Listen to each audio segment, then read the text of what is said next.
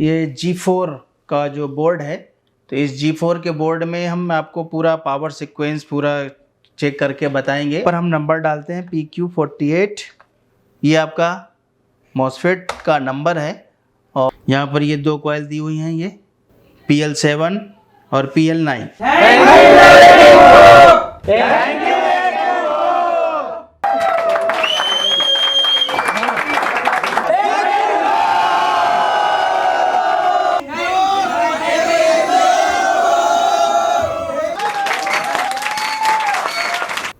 Hello दोस्तों, YouTube AK info YouTube channel पे आपका स्वागत है। और आज मैं आपको ये G4 का जो बोर्ड है, तो इस G4 के बोर्ड में हम आपको पूरा पावर सीक्वेंस पूरा चेक करके बताएंगे और विद डायग्राम के साथ।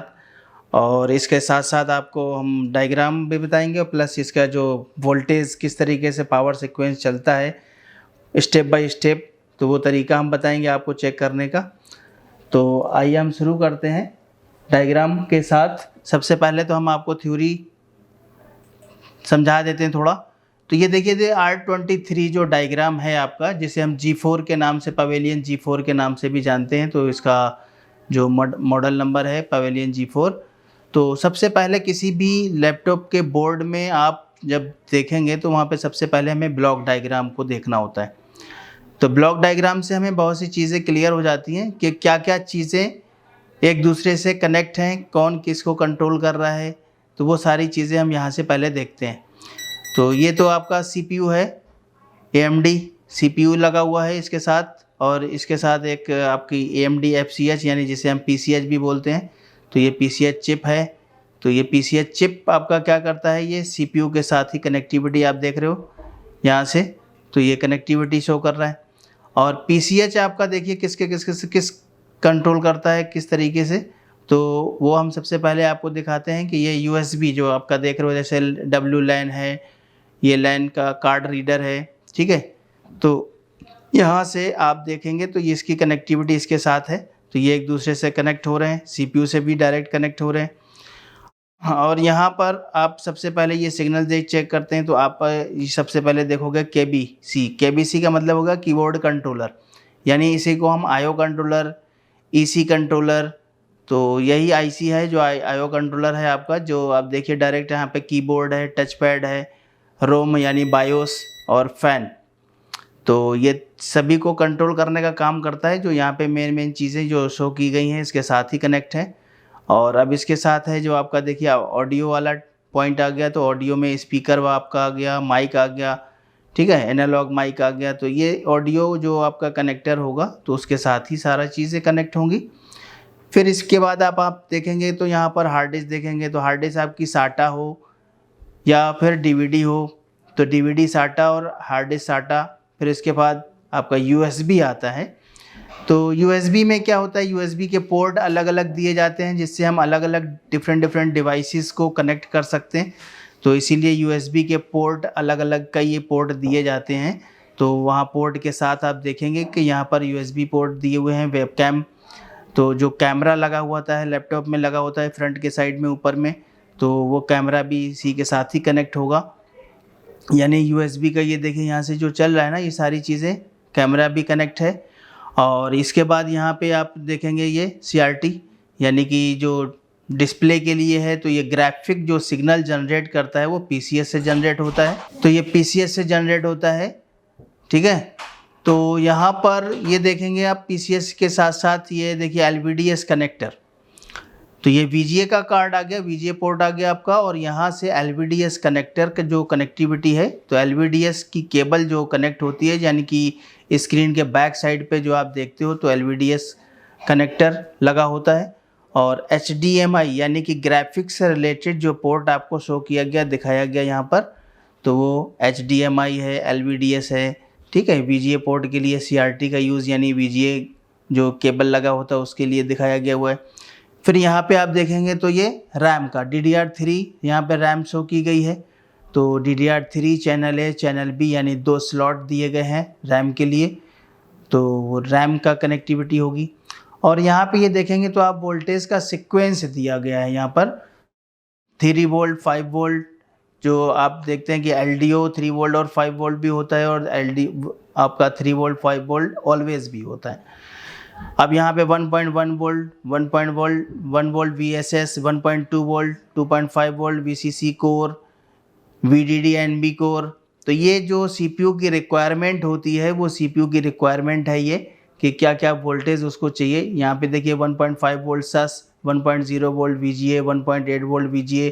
तो ये सारी वोल्टेज जो हैं ग्राफिक्स रिलेटेड होंगी। VGA core 1.5 volt VGA, 3 volt VGA, तो अलग अलग नाम से उसको यहाँ पे शो किया गया है। और फिर इसके बाद आपका देखिए चार्जर और डिस्चार्जर। तो चार्जर और डिस्चार्जर का मतलब क्या हुआ कि चार्जर जो हम यूज़ करते हैं तो बैटरी को चार्ज करने का काम करता है, प्लस पूरे सर्किट को सप्लाई प्रोवाइड करता है। जो हम चार्जर जब यूज़ करते हैं तो बैटरी का जो आपका सप्लाई है, तो वो बैटरी का सप्लाई आपका वर्क नहीं करता है। फिर उसके बाद जब हम उससे पहले आपका जो बैटरी, जब हम चार्जर को डिस्कनेक्ट कर देते हैं, एडाप्टर को डिस्कनेक्ट कर देते हैं, तब आपका बैटरी का सेक्शन काम करना स्टार्ट कर देते हैं। यानी बैटरी के थ्रू जो सप्लाई इनपुट जाता है तो वो काम करना स्टार्ट कर देता है। तो अभी हम सबसे पहले आपको देखते हैं यहाँ पे बैटरी कनेक्टर सबसे पहले आपका शो कराते हैं हम। तो यहाँ पे जो आपका ऑन ऑफ स्विच का जो, जिसे हम DC जैक बोलते हैं, तो DC जैक तो सबसे पहले इनपुट 19 वोल्ट जाता है।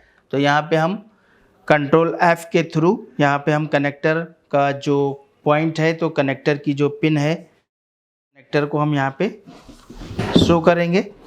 तो सबसे पहले तो हमें, जैसे मान लीजिए वहाँ पे PQ48 या, तो अगर हम CPU MOSFET का नंबर आपको पता है तो MOSFET का नंबर भी डाल सकते हैं, और अगर आपको कनेक्टर का नंबर देखना है तो कनेक्टर भी डाल सकते हैं, क्योंकि MOSFET के साथ ही कनेक्टर आपका कनेक्ट है।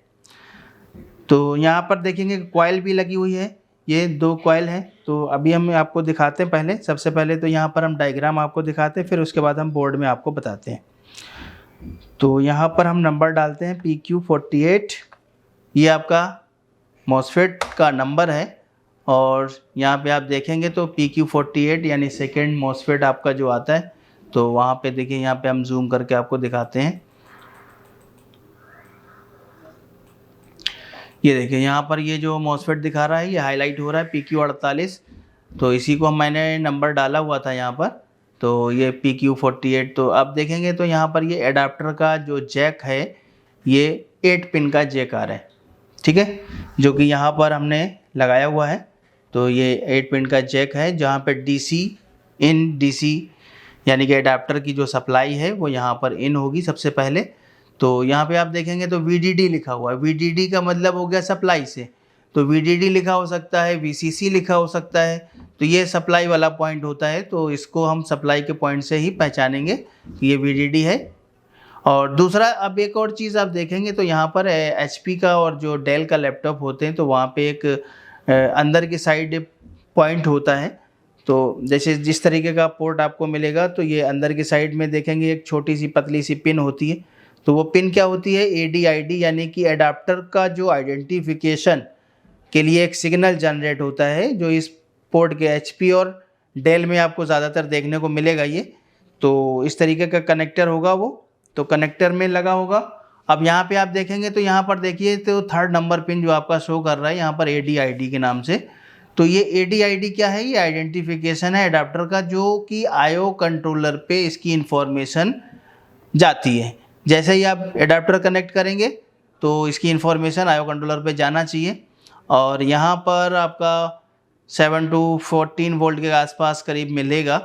और फिर उसके साथ यहाँ पे कुछ कंपोनेंट लगे होंगे, डायरेक्ट कोई सिग्नल नहीं जाता है, तो यहाँ पे कुछ कंपोनेंट लगे होंगे, रजिस्टर, फिर ट्रांजिस्टर वगैरह होता है, तो उसके थ्रू हो के फिर वहाँ पे पहुँचता है।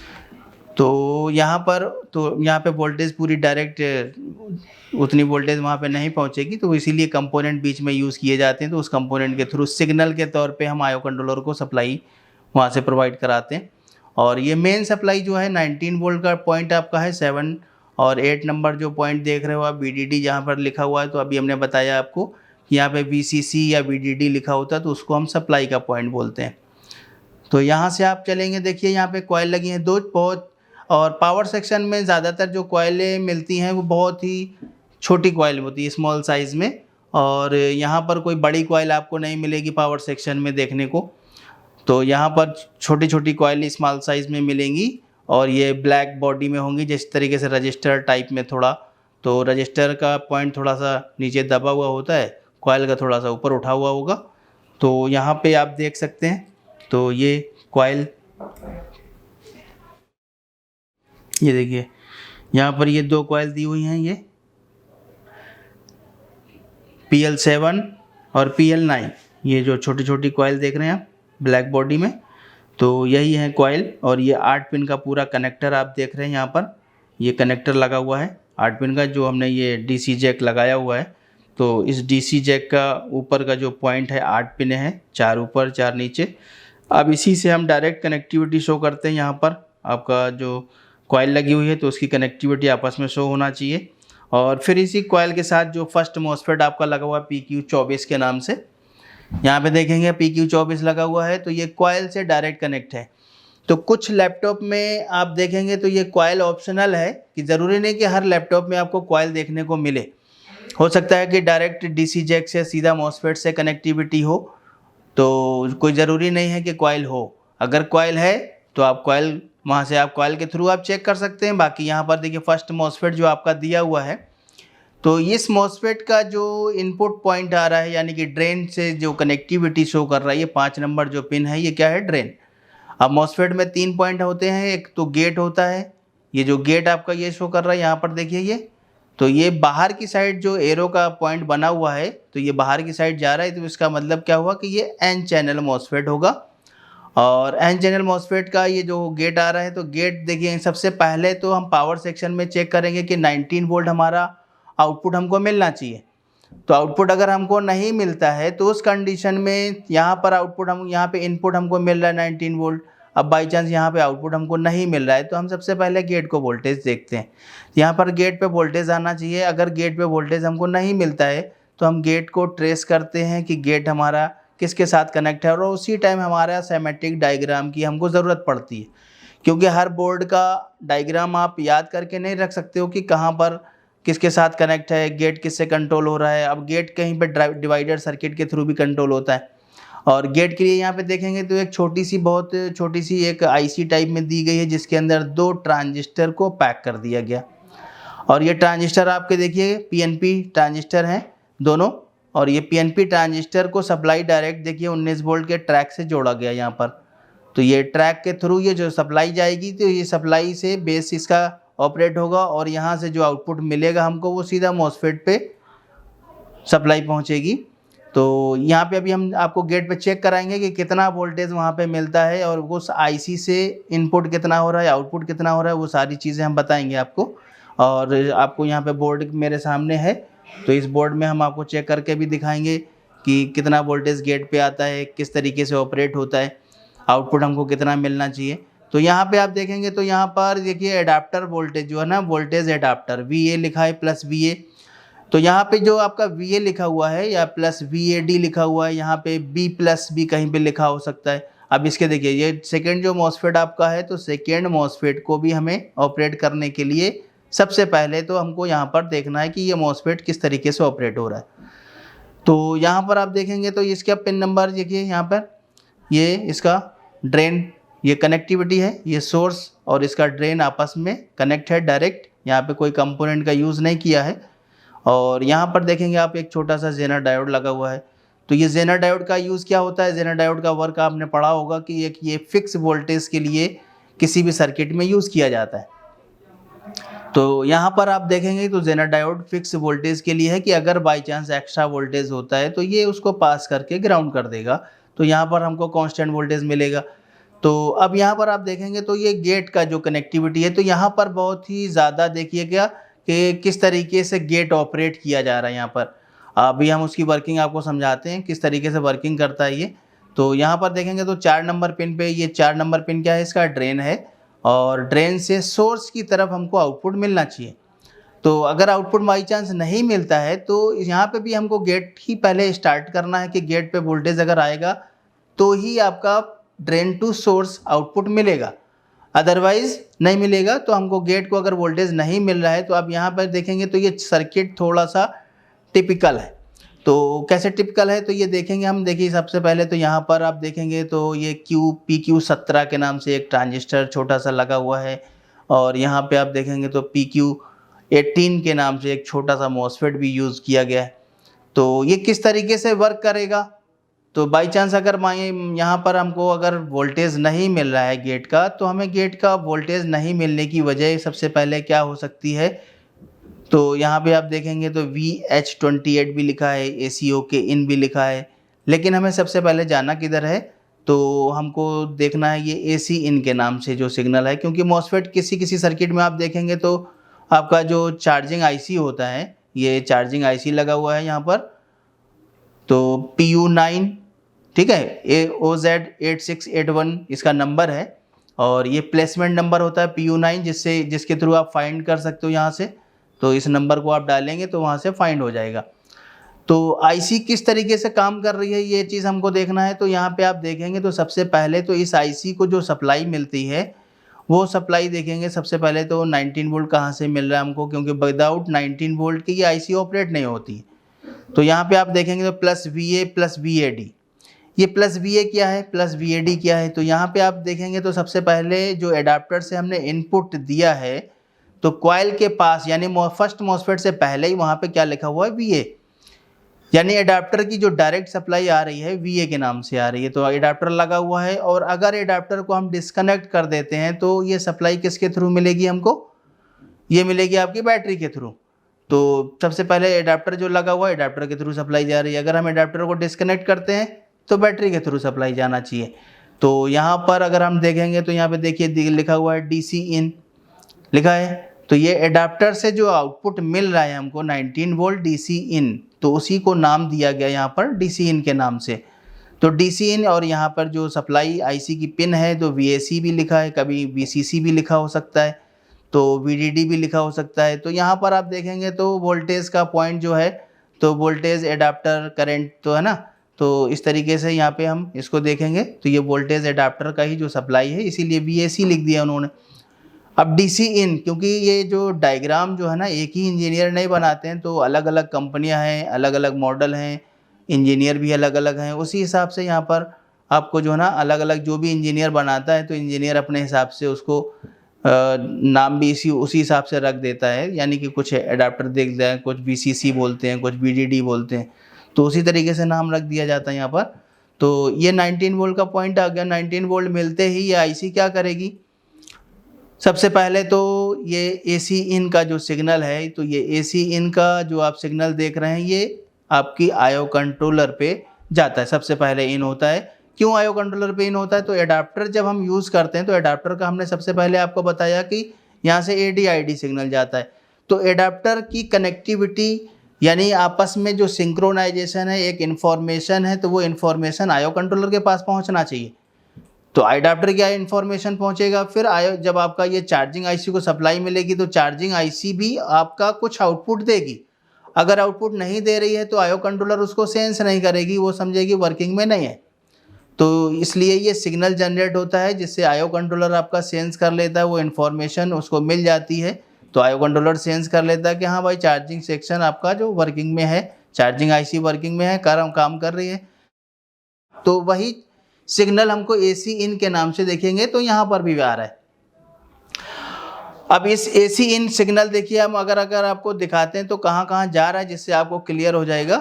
तो ये AC इन का जो सिग्नल, हम सबसे पहले इसको क्या करते हैं, यहाँ से कॉपी कर लेते हैं, और कॉपी करने के बाद यहाँ पे हम आपको फाइंड करा के दिखाते हैं कि यहाँ पे किस पॉइंट पे AC इन के नाम से। एक तो यहाँ पर देखिए नोट कर, यहाँ पे जो आ रहा है ये AC इन, तो ये चार्जिंग IC का शो कर रहा हुआ है, तो ये चार्जिंग IC से आउटपुट हमको मिल रहा है। उसके बाद देखेंगे तो यहाँ पर एक ड्राइवर IC का यूज़ किया जाता है। ये जो लैपटॉप है आपका G4 पवेलियन G4, तो यहाँ पर एक IC का यूज़ किया गया है अलग से। तो यहाँ पे हम देखिए थोड़ा सा इसको, ये देखिए दिखाते हैं हम आपको, ये IC है आपकी। तो ये AC इन जो चार्जिंग IC से सिग्नल आउट हुआ, वो देखिए यहाँ पे चार्जिंग IC से आउट हुआ, वो PG के नाम से आ रहा है, यानी पावर गुड सिग्नल के नाम से यहाँ पे इन हो रहा है। और इस IC को भी यहाँ पे देखेंगे तो VAD यानी कि ये वोल्टेज एडाप्टर वाली जो सप्लाई मिली, यहाँ पे देखेंगे तो यहाँ पे विन लिखा हुआ है। तो विन से भी मतलब आपका 19 वोल्ट के ट्रैक से ही हो गया। तो विन लिखा हो सकता है, बी प्लस लिखा हो सकता है, तो बी प्लस प्लस लिखा हो सकता है। तो इस तरीके से आप आइडेंटिफाई कर सकते हैं कि यहाँ पे जो सप्लाई आ रहा है वो 19 वोल्ट का पॉइंट है। और अब आप देखेंगे तो यहाँ पर सबसे पहले देखिए, तो ये देखिए वोल्टेज जो 19 वोल्ट यहाँ पे इनपुट जा रहा है, ये वोल्टेज ये आईसी का यूज़ किया गया यहाँ पर। ये जो वोल्टेज दिया गया इसको 19 वोल्ट, तो ये यहाँ से देखिए वी आउट हो रहा है। तो वी आउट हो रहा है तो यहाँ पे लिखा है VH28, ठीक है। तो यहाँ पर हाई यानी कि वोल्टेज हाई है, यहाँ पे 28 वोल्ट को ये बूस्ट, यानी ये आईसी क्या कर रही है, उस वोल्टेज को बूस्ट करके आउटपुट दे रही है VH28। अब ये VH28 देखेंगे आप, तो वो जो मॉसफेट हमने आगे आपको दिखाया था सेकंड, तो वहाँ पे ये 28 वोल्ट उस गेट पे मिलना चाहिए। तो अब हम वापस वहाँ पे पहुँचते हैं तो मॉसफेट पे, जहाँ पे हमने बताया था आपको। अब देखिए यहाँ पर जो AC इन, ये देखिए आईओ कंट्रोलर के लिए हमने आपको बताया, तो आईओ कंट्रोलर पे भी यहाँ पे सिग्नल है, ये देखिए। तो आईओ कंट्रोलर से भी कनेक्ट हो रहा है, तो जिसके थ्रू आप चार्जिंग आईसी जो है आपकी, उससे कनेक्टिविटी आईओ कंट्रोलर से होगी। तो ये फर्स्ट सिग्नल जो जनरेट होता है वो आईओ कंट्रोलर के लिए भी जाता है। तो अब हम वापस फर्स्ट डायग्राम में आते हैं। ये देखिए यहाँ से हमने बताया आपको कि पहला जो सेकेंड मॉसफेट है, पहला मॉसफेट तो आपका ये डायरेक्ट ऑन हो रहा है, ये आईसी एक छोटी सी लगा दी गई, गेट को ऑपरेट कर दिया गया। यहाँ पे अगर गेट ये आईसी नहीं होगी तो डिवाइडर सर्किट यूज़ होगा। और कुछ बोर्डों में दोनों ही मॉसफेट के गेट आपके चार्जिंग आईसी से कनेक्ट होंगे, तो थोड़ा थोड़ा सा डिफरेंट कर दिया जाता है सर्किट डायग्राम में। तो आप देखेंगे, अब हम इसको आप समझाते हैं कि यहाँ पर जो AC इन सिग्नल जो मिला, ये AC इन सिग्नल कहाँ कहाँ जा रहा है ये आपने देखा अभी। तो जैसे चार्जिंग आईसी से आउट हुआ, आईओ कंट्रोलर पे गया, आईओ कंट्रोलर के बाद ड्राइवर आईसी में भी गया, और यहाँ पे भी आ रहा है इस ट्रांजिस्टर को ऑपरेट करने के लिए। बाई चांस अगर ये जो चार्जिंग सिग्नल चार्जिंग आईसी से जो AC इन सिग्नल मिल रहा है हमको, और यहाँ पे आप देखेंगे तो AC ओके इन के नाम से भी सिग्नल है ना। तो यहाँ पर अगर AC इन सिग्नल, यहाँ पे देखेंगे एक रजिस्टर लगा हुआ है, उस रजिस्टर के थ्रू बेस को यहाँ से इस सिग्नल को जनरेट करके दिया गया। अब यहाँ पे जैसे ही यहाँ पर ये सिग्नल मिलेगा, और ये जो AC ओके आप देख रहे हो, तो ये AC ओके इन के नाम से जो आ रहा है, ये AC ओके का मतलब है कि यहाँ पे कोई भी वोल्टेज नहीं होगा। तो वोल्टेज नहीं होगा तो यहाँ पर AC इन सिग्नल जैसे ही मिलेगा बेस को, तो ट्रांजिस्टर आप जानते हैं किस तरीके से वर्क करता है। तो कलेक्टर और एमीटर, तो ये कलेक्टर टू एमीटर की तरफ वोल्टेज का फ्लो करता है, जिससे इन दोनों की कनेक्टिविटी आपस में हो जाती है। और जब इधर से कनेक्टिविटी हो जाएगी तो इसके बेस पे यहाँ पर जो है ना नेगेटिव वोल्टेज इसको मिलता है, क्योंकि ट्रांजिस्टर एक बार क्या करता है, यहाँ से सप्लाई सिग्नल मिलेगा तो एक बार ऑन होता है, एक बार ऑफ होता है। तो उस कंडीशन में क्या होगा, यहाँ पे NPN ट्रांजिस्टर लगा हुआ है, ये देखिए एरो बाहर की साइड आ रहा है। तो यहाँ पर जैसे ही सिग्नल मिलेगा बेस हाई होते ही ये कलेक्टर टू एमीटर आपस में मिल जाएगा, और जिससे यहाँ पर नेगेटिव वोल्टेज यहाँ पे प्रोवाइड हो जाएगी। अब AC ओके हैश लिखा हुआ है, IC ओके हैश का मतलब क्या हुआ कि यहाँ पे कोई भी वोल्टेज नहीं मिलना चाहिए। ये इंडिकेशन दे रहा है कि यहाँ पे अगर वोल्टेज मिलता है तो ये मॉसफेट आपका जो है ना वर्किंग में अगर आ जाएगा, और वर्किंग में आने के बाद जो गेट को वोल्टेज मिलना है वो वोल्टेज नहीं मिलेगा। तो यहाँ पर आप देखेंगे तो अगर मान लीजिए ये ट्रांजिस्टर वर्क नहीं करता है तो ये डायरेक्ट VAD जो एडाप्टर की वोल्टेज आ रही है इसको मिलेगी, और ये मॉसफेट वर्किंग में आ जाएगा, यानी नेगेटिव वोल्टेज इसको प्रोवाइड कर देगा। अब यहाँ से यहाँ नेगेटिव वोल्टेज गेट को भी मिलेगा, जिससे मॉसफेट आपका ऑपरेट नहीं होगा, और यहाँ पर जो वोल्टेज 19 वोल्ट मिल रहा है ये आउटपुट हमको नहीं मिलेगा। तो यहाँ पर आप देखेंगे तो मॉसफेट जो लगा हुआ है, तो इसीलिए यहाँ पे सिग्नल इसको मिला कि हमें इस मॉसफेट को ऑफ रखना है। तो ऑफ रखने के लिए हम क्या कर रहे हैं, यहाँ पर ट्रांजिस्टर जो PQ17 लगा हुआ है, इसके बेस को हम चार्जिंग आईसी के थ्रू सिग्नल दे रहे हैं, और जैसे ही ये सिग्नल मिलेगा तो ये कलेक्टर से एमीटर की तरफ फ्लो करेगा, और यहाँ पे ये नेगेटिव चार्ज हो जाएगा। तो नेगेटिव चार्ज की वजह से क्या होगा, ये मॉसफेट वर्किंग में नहीं होगा। अब जब वर्किंग में नहीं होगा, क्योंकि यहाँ पे देखिए रजिस्टर लगा हुआ है, और ये वोल्टेज को फिर आउट इधर से पास नहीं होने दे, क्योंकि नेगेटिव जब मिल जाएगा तो ये वोल्टेज यहीं पे रहेगा, इससे नीचे नहीं आएगा। अब ये मॉसफेट वर्किंग में नहीं होगा तो क्या होगा यहाँ पर, जो आपको अभी हमने बताया कि ड्राइवर आईसी से जो बूस्ट वोल्टेज हो रहा है 19 वोल्ट को बूस्ट किया गया 28 वोल्ट में कन्वर्ट कर दिया गया। अब ये 28 वोल्ट कन्वर्ट होकर सीधे यहाँ पर देखेंगे तो इस रजिस्टर के थ्रू सप्लाई पहुँचेगी मॉसफेट के गेट को। अब यहाँ पे इस मॉसफेट के गेट को कितना वोल्टेज मिलेगा, 28 वोल्ट, और इस 28 वोल्ट पे ये मॉसफेट ऑपरेट हो जाएगा। अब यहाँ से क्या होगा, ये voltage drain to source output हमको मिल जाएगा, और ये वोल्टेज आउट होने के बाद आप देखेंगे तो यहाँ पर पावर एसआरसी लिखा हुआ है, यानी कि सेकेंड मॉसफेट जब आपका काम करता है तो वहाँ पे जो वोल्टेज होता है उसे बोलते हैं पावर एसआरसी। तो ये पावर एसआरसी भी 19 वोल्ट का ही नाम है। यहाँ पर आप देखिए एक रजिस्टर लगा हुआ है ये, तो इस रजिस्टर को हम बोलते हैं करंट सेंसिंग रजिस्टर, ठीक है। तो करंट सेंसिंग रजिस्टर का मतलब क्या हुआ कि यहाँ से जो करंट यानी कि जो भी वोल्टेज हम दे रहे हैं उस वोल्टेज में जो भी करंट है कोई एक्स्ट्रा करंट ना हो, तो इसको हमने किसके साथ कनेक्ट किया गया, आईसी के साथ, चार्जिंग आईसी के साथ। दोनों पॉइंट से, फर्स्ट और सेकंड दोनों पॉइंट से ही चार्जिंग आईसी के साथ कनेक्ट कर दिया गया, जिससे कि ये आईसी आपकी जो ना सेंस करे कि यहाँ पे करंट अगर एक्स्ट्रा होता है तो ये सेंस करे, और सेंस करने के बाद मॉसफेट का जो गेट है उसको ऑपरेट यहीं से किया जा रहा है। तो मॉसफेट के गेट को जब हम ऑपरेट कर लेंगे तो मॉसफेट के गेट जब हम ऑपरेट करते हैं तो आउटपुट भी जो है ना कांस्टेंट रहता है, कंट्रोलिंग में आ जाता है। तो इसलिए ये करंट सेंसिंग रजिस्टर दिया गया है यहाँ पर।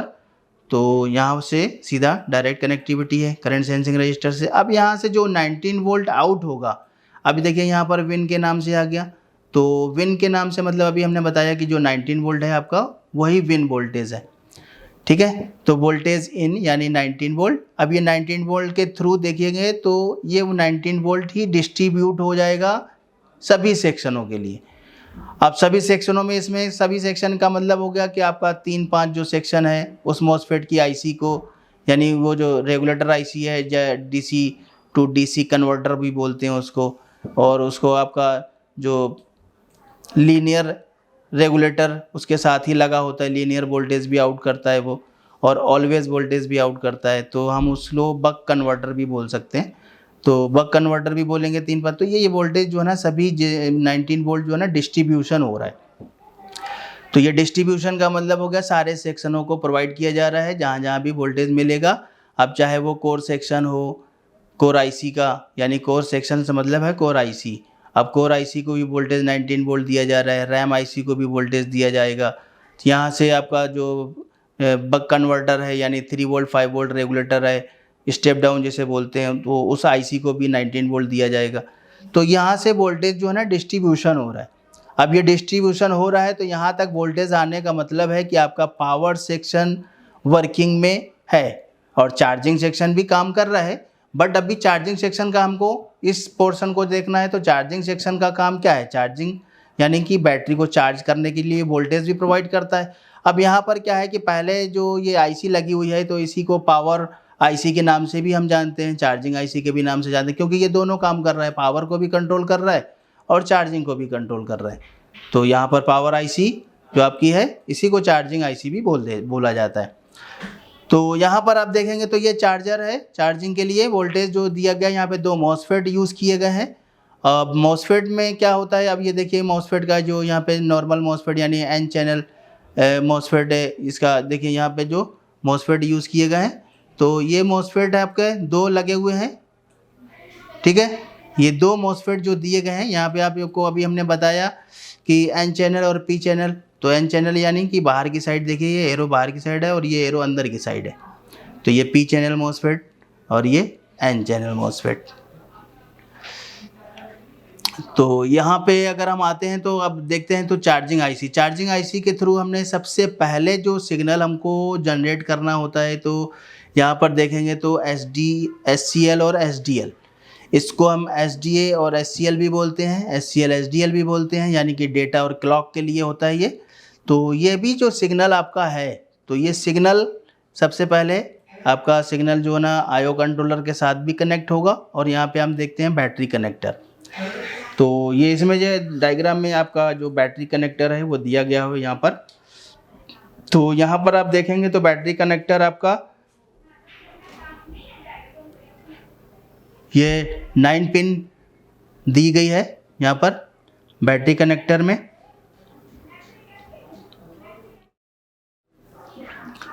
आठ पिन भी हो सकता है, 9 पिन भी हो सकता है। तो इसमें अगर एक्स्ट्रा दी गई है तो एक्स्ट्रा हम ग्राउंड पिन कर देते हैं ज़्यादातर।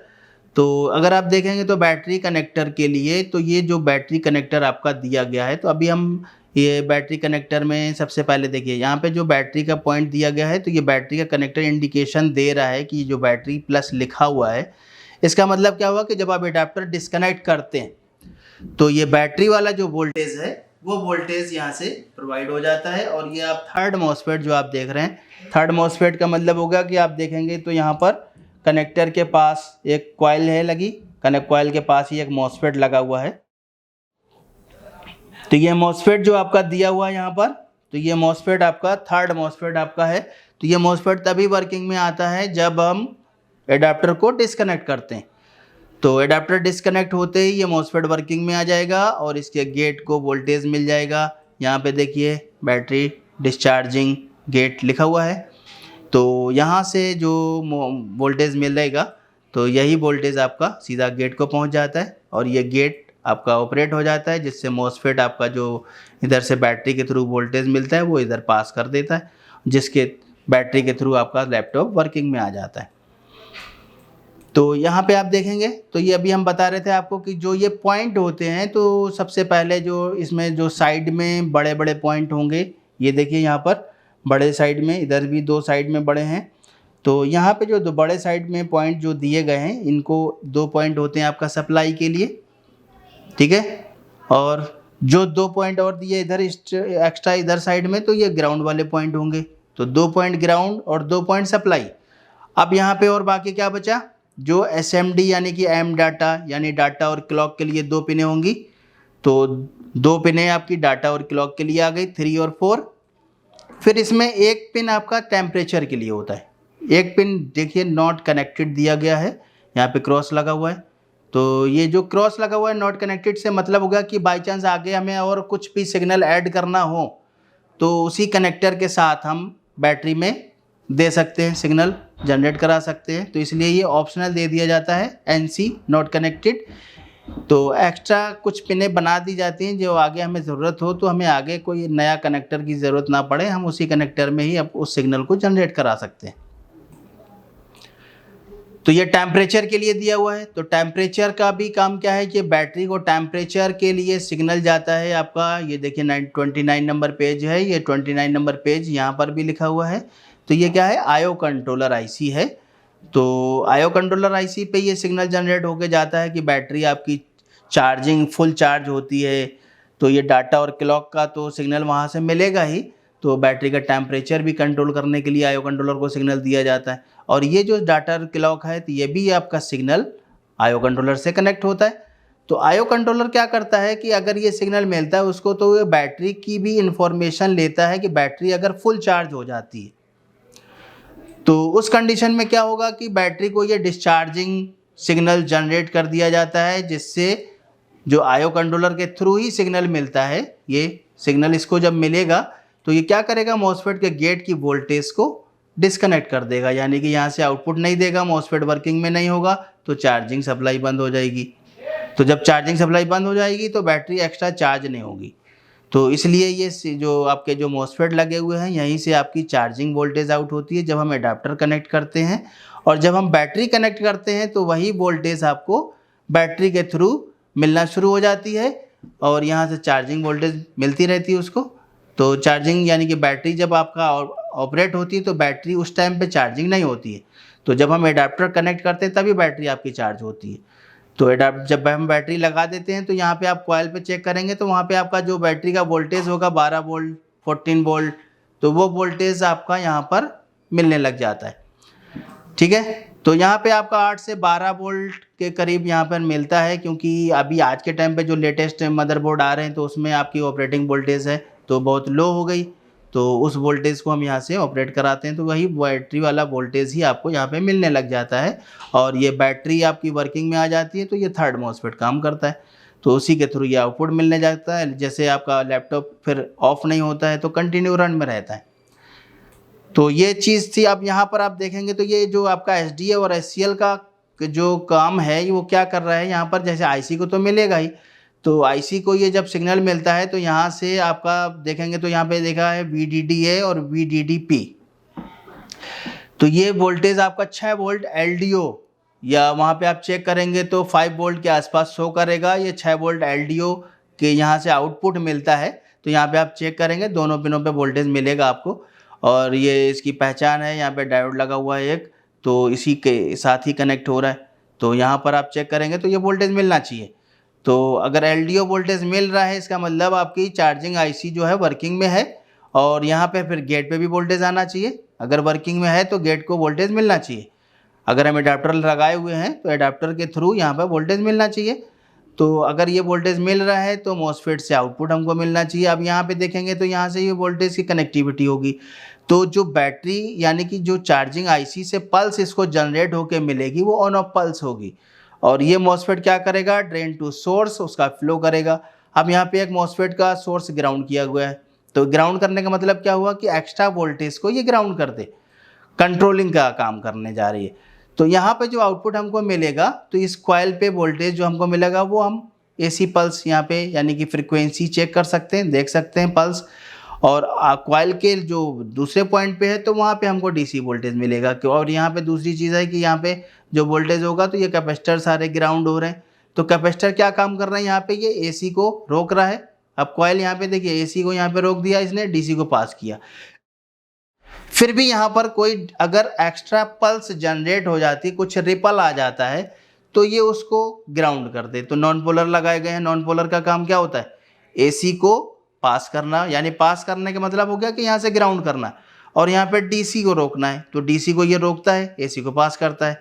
तो DC को ये रोक लेगा और AC जो भी होगा, जो भी रिपल होगी उसको ये ग्राउंड कर देगा, जिससे हमें प्योर DC यहाँ पे मिलने लग जाएगी।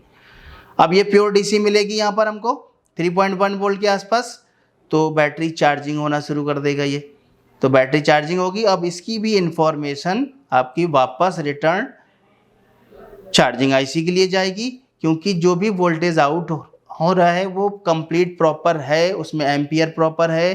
तो ये इसलिए इंफॉर्मेशन यानी एक तरीके का फीडबैक की तरीके से यहाँ से IC को इंफॉर्मेशन मिलता है, जिससे ये IC उस इंफॉर्मेशन को चेक करता है, और ये अगर एक्स्ट्रा होता है तो ये गेट की वोल्टेज को कंट्रोल करके आउटपुट को कंट्रोल कर लेता है। तो इस तरीके से जो ये आपका पावर सेक्शन हमने सीक्वेंस बताया। अब इसी को हम अगर बोर्ड में भी चेक करते हैं तो बोर्ड में हम वोल्टेज आपको वही चीज़ दिखाते हैं कि जो अभी हमने आपको बताया, तो उस तरीके से हम बोर्ड में भी चेक कर सकते हैं। तो यहाँ पे देखेंगे तो ये पावर सेक्शन और चार्जिंग सेक्शन के लिए भी आज हमने आपको बताया।